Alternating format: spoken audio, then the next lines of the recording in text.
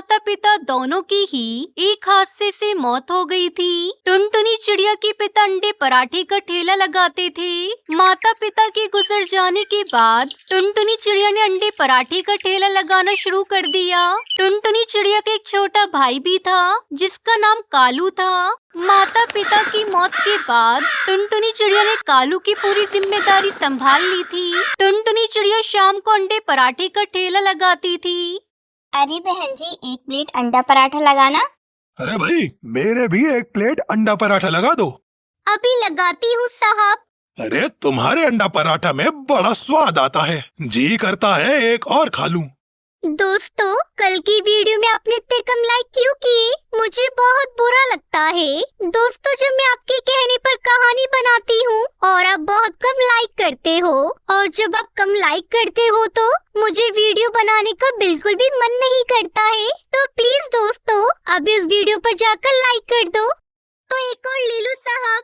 टुनटुनी चिड़िया के पुराने बंधे हुए ग्राहक पक्षी थे जो कभी उसके पिता के बनाए हुए अंडे पराठे खाते थे। वो अब टुनटुनी के बनाए हुए अंडे पराठे खाने लगे। टुनटुनी का भाई कालू धीरे धीरे बड़ा होने लगा था और एक दिन दीदी, स्कूल के सभी दोस्त हवाई मोटर से बादलों में घूमने जा रहे हैं। मुझे भी जाना है। 500 रुपए दे दो।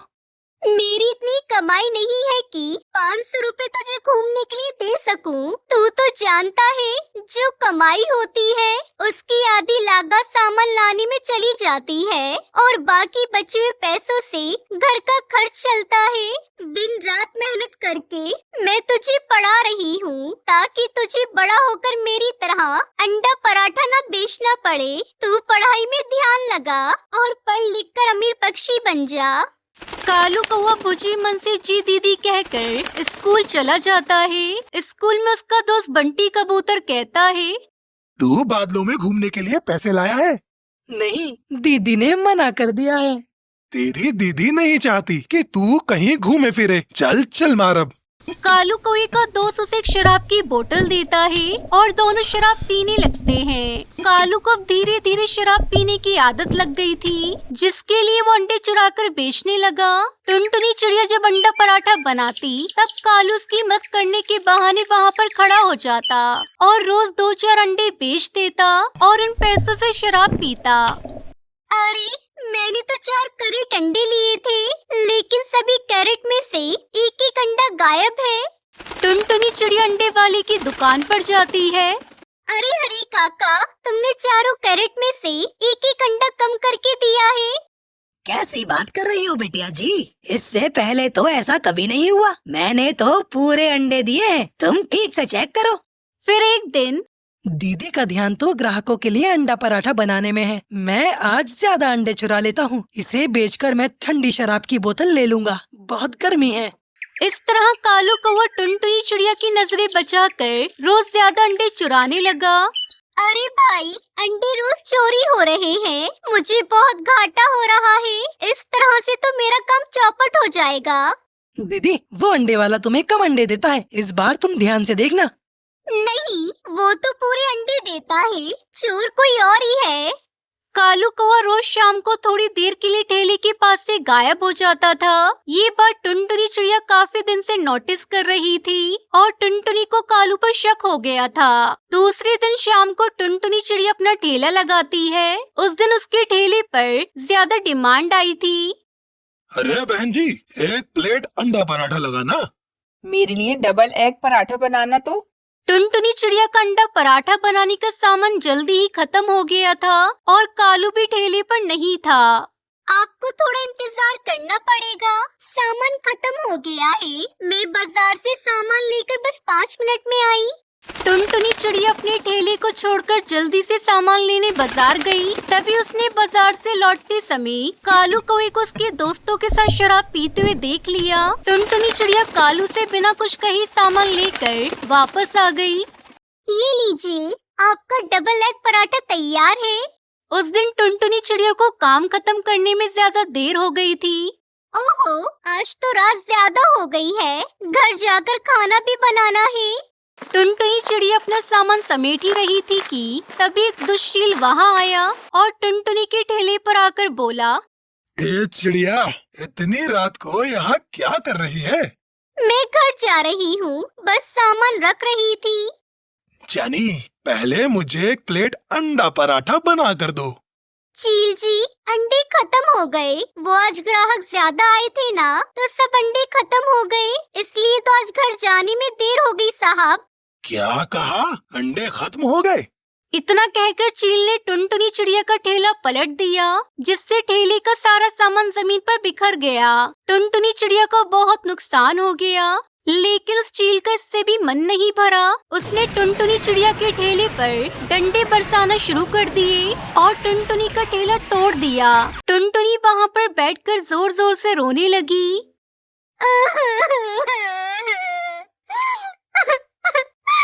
उस दुष्चील को जरा सी भी दया नहीं आई मुझ गरीब पर। अब मैं कैसे नया ठेला लगाऊंगी? उसके बाद टुनटुनी अपने टूटे फूटे ठेले को लेकर घर आ गई। घर आकर टुनटुनी ने देखा कि कालू को वो शराब के नशे में धुत बेहोश पड़ा था। आज तो शराब के नशे में धुत पड़ा है, सब खत्म हो गया। जो कमाया था सब बर्बाद हो गया।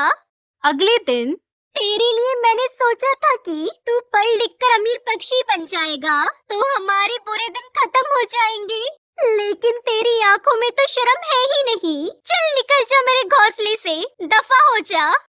टुनटुनी कालू को घर से निकाल देती है। कालू अपने उन दोस्तों के पास गया जिनके साथ वो नशा किया करता था, लेकिन सबने उसे अपने घर में रखने से मना कर दिया। नहीं यार, तू समझा कर, माँ नहीं मानेंगी यार। अपनी बहन से माफी मांग ले और घर चला जा। सब तरफ से निराश कालू कौवे की आंखें खुल गई थी। वहीं दूसरी तरफ टुनटुनी चिड़िया को समझ नहीं आ रहा था कि अब वो क्या करे। तभी टुनटुनी की नजर उसके घोंसले में रखे एक टेबल पर पड़ी। कुछ पैसे हैं मेरे पास, क्यों न इस टेबल को बाहर रख दूं और अपने घोंसले से ही अंडे पराठे का बिजनेस फिर से शुरू कर दूं। अगले दिन से ही टुनटुनी चिड़िया ने अपने घोंसले के सामने एक बोर्ड लगा दिया। बोर्ड देखते ही उसकी दुकान पर ग्राहक भी आने लगे और उसका काम पहले से और अच्छा हो गया। दूसरी तरफ कालू कौवे को दर दर की ठोकरें खाकर और ठंडी रात पेड़ पर गुजार कर कालू कौवे को अपनी बहन की याद आ रही थी और वो रोते हुए टुनटुनी चिड़िया के पास पहुँचा। दीदी, मुझे माफ कर दो। आगे से ऐसे कभी निराश नहीं करूँगा। अब से मैं ध्यान लगाकर पढ़ाई करूँगा और आपकी काम में मदद करूँगा। उस दिन के बाद से कालू को वो सुधर जाता है और टुनटुनी चिड़िया के साथ मन लगाकर काम करता है। फिर दोनों भाई बहन खुशी खुशी रहने लगते हैं।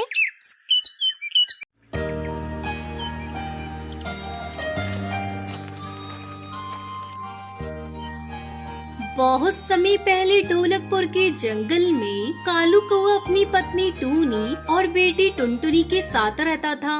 कालू कौवा ठेले पर प्याज पराठा बेचा करता था। गर्मा गर्म प्याज पराठे वाला, आओ आओ, गर्मा गर्म प्याज पराठा ले लो। ए कालू भैया, मुझे एक प्लेट प्याज पराठा देना। कालू भैया, मैं कब से खड़ी हूँ, पहले मुझे प्याज पराठा देना। तब तक आप लोग कमेंट में बताएं 11 into 11 कितने होते हैं। हाँ बहन, अभी दे रहा हूँ आपको। प्याज पराठा पहले मैं आपको ही दूंगा, फिर बाद में किसी और को। इस तरह कालू की आवाज सुनकर बच्चे उसके प्याज पराठा खाने को दौड़े चले आते। कुछ ही घंटों में कालू के सारे प्याज पराठा बिक जाया करते थे। कालू की बेटी टुनटुनी की स्कूल की छुट्टी होती तो वो अपने पिता के काम में हाथ बटाया करती थी। एक दिन टुनटुनी अपने घर पर थी, तभी एक पक्षी आता है और कहता है, टुनटुनी बिटिया, अरे ओ टुनटुनी बिटिया, तेरी माँ कहाँ है? तू जल्दी अपनी माँ के साथ अस्पताल पहुँच। तेरे पापा के शरीर पर उबलता हुआ तेल गिर गया है, वो बुरी तरह से जल गए हैं। मैंने उन्हें अस्पताल में भर्ती कर दिया है। तभी टुनटुनी की माँ टूनी चिड़िया वहाँ आती है। क्या हुआ टुनटुनी बिटिया, कौन आया था? माँ जल्दी चलो, पापा बुरी तरह से जल गए हैं, उन्हें अस्पताल ले जाया गया है। दोनों माँ बेटी जल्दी जल्दी अस्पताल पहुँचती है। डॉक्टर साहब, मेरे पति कैसे हैं? उन्हें जल्दी से ठीक कर दीजिए, हमारा उनके सिवा कोई नहीं। डॉक्टर अंकल, मेरे गुल्लक के सारे पैसे ले लो आप, लेकिन मेरे पापा को ठीक कर दो। धीरे धीरे घर की हालत बिगड़ते गई। घर के सारे पैसे कालू के इलाज में खत्म हो गए। कई दिनों बाद कालू को होश आता है। पता नहीं कैसे गर्मा गर्म तेल मेरे बदन पे गिर गया। ज्यादा मत बोलो जी, डॉक्टर ने आपको ज्यादा बोलने से मना किया है। मुझे मत रोको टूनी, मुझे बोलने दो। अब घर का खर्च कैसे चलेगा? मेरी दवा का खर्च कहाँ से लाओगी? टुनटुनी अपने पिता को इस तरह परेशान देखकर वो कहती है, पिताजी आप बिल्कुल चिंता मत करो, मैं हूँ ना, मुझे प्याज पराठा अच्छी तरह से बनाना आता है। आप बस आराम करो, मैं और मम्मी मिलकर सारा काम संभाल लेंगे। अगले दिन से टुनटुनी चिड़िया अपनी माँ के साथ मिलकर प्याज पराठा बेचने लगी। एक दिन उसकी दुकान पर एक पक्षी आता है। आइए आइए साहब, आपके लिए प्याज पराठा लगाऊं? मेरा बनाया प्याज पराठा बहुत ही स्वादिष्ट होता है, एक बार आप खाकर तो देखिए। अरे भाई, कुछ दिनों पहले यहाँ कालू कौवा अपने प्याज पराठा बेचा करता था, क्या ये उसी की दुकान है? हाँ अंकल, ये उन्हीं की दुकान है, मैं उनकी बेटी हूँ। मेरे पापा भी बहुत बीमार है, अस्पताल में भर्ती है, इसलिए मैं और मेरी माँ अपनी दुकान संभाल रही है। आप बैठिए, मैं आपके लिए गर्मा गर्म प्याज पराठा लेकर आती हूँ। हाँ ये ठीक रहेगा, पहले तुम अपना प्याज पराठा मुझे टेस्ट कराओ। अगर मुझे तुम्हारे बनाए हुए प्याज पराठा पसंद आए, पास में ही मेरा होटल है, मैं तुम्हें रोज के 500 रुपए दूंगा प्याज पराठा बनाने के लिए। टुनटुनी सेठ को अपना बनाया प्याज पराठा खिलाती है। अरे वाह, तुम्हारे बनाए हुए प्याज पराठे का स्वाद तो गजब का है, ये बहुत ही स्वादिष्ट है। मैंने तो ऐसा प्याज पराठा आज तक कभी नहीं खाया। कल से तुम प्याज पराठा बनाकर मेरे होटल में पहुंचा दिया करना, सारा सामान मैं दूंगा, इसके लिए मैं तुम्हें हर रोज 500 रुपए दूंगा। शुक्रिया अंकल, हम आपका ये एहसान कभी नहीं चुका पाएंगे। आप नहीं जानते आपने हमारी कितनी बड़ी परेशानी को दूर कर दिया है। इस तरह टुनटुनी को उस बड़े से होटल में प्याज पराठा बनाने का काम मिल जाता है। धीरे धीरे कालू का घाव भर जाता है और वो ठीक हो जाता है। इस तरह टुनटुनी चिड़िया अपने पिता के साथ मिलकर प्याज पराठा बेचने लगी और खुशी खुशी रहने लगी। पीहू एक छोटी सी प्यारी चिड़िया थी। उसकी माँ उसे बहुत प्यार करती थी। अच्छे खासे जिंदगी के दिन चल रहे थे कि एक दिन उसकी माँ बीमार हो गई और उसकी मौत हो गई। पीहू अकेली रह गई। वो अपनी माँ को याद करके रोती रहती थी। उसकी इस हालत को देखकर उसके पिता राजू कबूतर ने उसको समझाया, बेटी तुम चिंता ना करो, तुम्हारी माँ को मैं ले जाऊंगा। सच्ची? मेरी माँ कहाँ रहती है? वो देखो आसमान में। क्या मेरी माँ नीचे नहीं आएंगी? आएगी, जरूर आएगी, लेकिन उसका रूप बदल जाएगा, वो पहले जैसी नहीं होगी। ऐसा क्यों है पापा? वो इसलिए कि कुछ पाने के लिए कुछ खोना पड़ता है। वो नीचे आने की इजाजत देंगे तो वो उसका रूप बदल देंगे। कोई बात नहीं पापा, होंगी तो वो मेरी मम्मी ही ना। हो सकता है उसका स्वभाव भी बदल जाए। कोई बात नहीं पापा, जब भगवान जी यही चाहते हैं तो उसमें हम लोग क्या कर सकते हैं। असल में राजू कबूतर उसे मानसिक रूप से तैयार कर रहा था।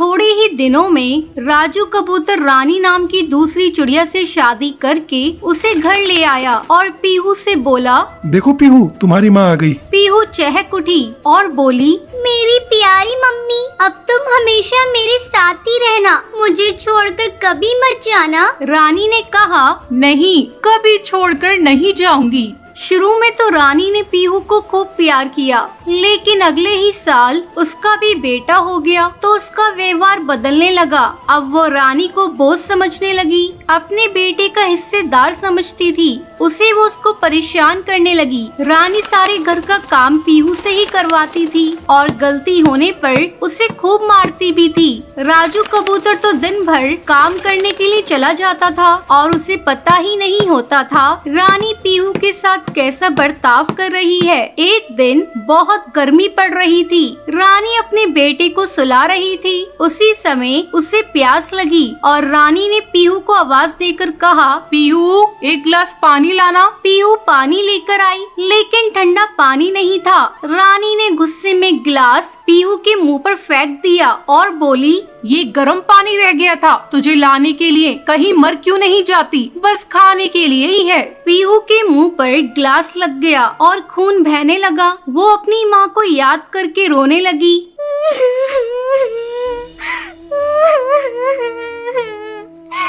उसी समय वहाँ राजू कबूतर आ गया। उसने पीहू के मुंह से खून बहते हुए देखा तो वो गुस्से से आग बबूला हो गया और रानी से बोला, रानी, ये पीहू के मुंह से खून कैसे बह रहा है? रानी घबराकर बोली, मुझे क्या मालूम, कहीं डाल पर गिर पड़ी होगी। लेकिन राजू कबूतर ने वहाँ गिलास और पानी पड़ा हुआ देखा तो उसे सारी कहानी समझ में आ गई। उसने रानी की पिटाई लगा दी। अब तो रानी और भी ज्यादा नाराज हो गई और पीहू से बोली, तेरे ही कारण मेरी पिटाई हो रही है, मैं तुझे देख लूंगी। दूसरे दिन राजू कबूतर काम करने के लिए चला गया तो रानी ने पूरे दिन पीहू को खाना खाने के लिए नहीं दिया। पीहू गिड़गिड़ाते हुए रानी से बोली,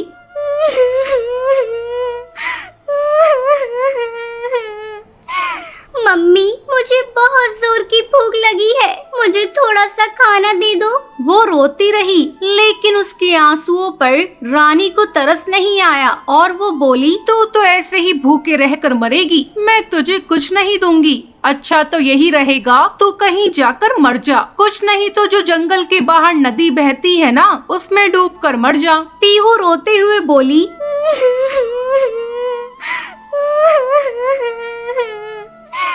ठीक है मम्मी, मैं जा रही हूँ। वैसे भी कई दिनों से पीहू को भरपेट खाना नहीं मिल पा रहा था, इसलिए उसे चक्कर आते रहते थे। वो घोंसले के बाहर आकर बैठ गई, फिर उठी और नदी की ओर उड़ गई। उधर रानी का 2 साल का बेटा बाहर खेलने के लिए निकला और थोड़ी देर में गायब हो गया। रानी उसे ढूंढने के लिए बाहर निकली और उसको पुकारते हुए बोली, मुन्ना, ओ मुन्ना, कहाँ गया तू? अरे कहीं नहीं मिल रहा है। रानी रोने लगी। जंगल की ओर भी पक्षी आ गए और मुन्ना को ढूंढने लगे, लेकिन मुन्ना नहीं मिला। रात को जैसे ही राजू कबूतर आया, रानी ने उससे कहा, अजी सुनते हो, हमारा मुन्ना कहीं गायब हो गया है। राजू कबूतर भी घबरा गया, वो भी मुन्ना को ढूंढने लगा। अचानक उसे महसूस हुआ पीहू भी कहीं दिखाई नहीं दे रही है, तो राजू कबूतर ने रानी से पूछा, पीहू कहाँ है? अब जाकर रानी को याद आया, उसने तो पीहू को नदी में डूबने के लिए कहा था। रानी जब कुछ नहीं बोली तो राजू कबूतर को शक हो गया और राजू कबूतर ने उससे पूछा, बोलती क्यों नहीं? पीहू कहाँ है? रानी जब कोई ढंग का जवाब नहीं दे पाई तो राजू कबूतर उसको मारने के लिए दौड़ा और बोला,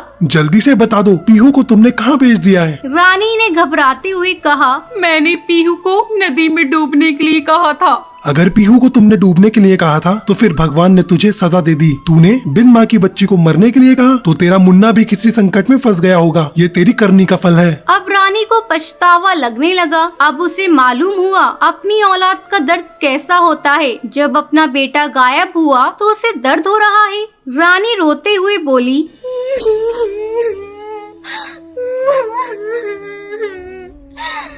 भगवान, एक बार मुझे क्षमा कर दो। एक बार पीहू मिल जाए तो मैं उसे कभी परेशान नहीं करूंगी। रानी मन ही मन में सोचने लगी, कहीं पीहू नदी में डूब तो नहीं गई है। सब पक्षी उसे ढूंढने के लिए नदी के किनारे गए और उसे किनारे किनारे ढूंढने लगे। राजू कबूतर बोला, अब तो मुन्ना और पीहू दोनों ही नहीं मिल रहे हैं। हमें इसकी सूचना पुलिस को देनी होगी, कहीं ऐसा ना हो हमारे बच्चों को खतरा हो जाए। नदी के किनारे एक टूटी फूटी गुफा थी। उसे भूतिया गुफा के नाम से सब पक्षी जानते थे। वहाँ दिन में भी किसी की जाने की हिम्मत नहीं होती थी। राजू कबूतर और जंगल के पक्षी ढूंढते हुए उस ओर चले गए। राजू कबूतर ने अंधेरे में ध्यान से देखते हुए कहा, अरे कालू कौवा, जरा टॉर्च तो लाओ, मुझे लग रहा है कोई उड़ता हुआ इधर आ रहा है। अंधेरे में ढंग से दिखाई नहीं दे रहा। कालू कौवा उसे टॉर्च देते हुए बोला, अरे हाँ, है तो सही। ऐसा लगता है कि छोटी परछाई है। अरे देखो, उस परछाई के पीछे और भी पक्षी उड़ते हुए आ रहे हैं। ऐसा लग रहा है जैसे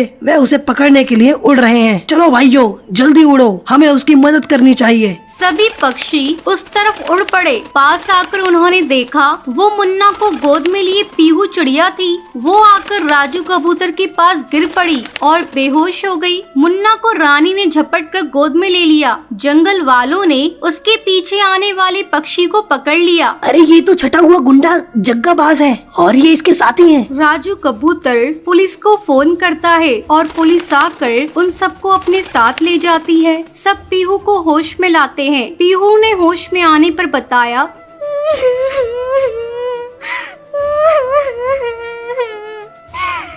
मैं नदी में डूबने जा रही थी, तभी मैंने देखा कि जग्गाबाज मुन्ना को किडनैप करके ले जा रहा था। मैं उसके पीछे पीछे गुफा में छुप के चली गई। मैंने देखा मुन्ना को उन्होंने बंद कर रखा था। मौका देखकर मैं उसको लेके भाग खड़ी हुई। तब तक उन्होंने मुझे देख लिया और उन्होंने मेरा पीछा किया, तभी आपने मुझे बचा लिया। रानी रोते हुए बोली,